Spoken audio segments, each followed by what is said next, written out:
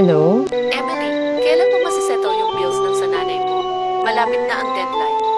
Sige po, Dok. Gagawan ko po ng paraan. Okay, sige. Pero kailangan mo nang maasikaso yun ha. Kasi di namin magagamot yung nanay mo. Opo. Salamat po.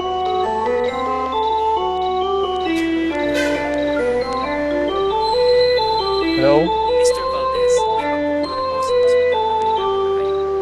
Okay, sige, papunta na ako.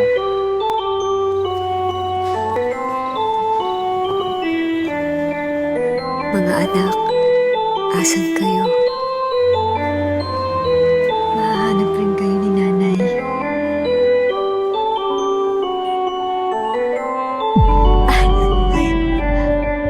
Sorry, okay ka lang po. Okay lang po.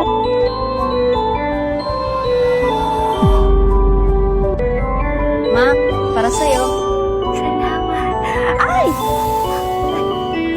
Napasok ka ba? Napasok ka ba? Sorry po, ma. Kasalanan ko po to.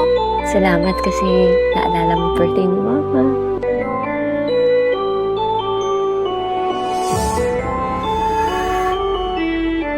Pasensya na po. Nagmamadali ako. Kailangan ko na po umalis. Nay, ito na yung pera para mapa-operahan na kita. Salamat. At anak, kinikita mo na pupunta sa akin. Akin ang pera.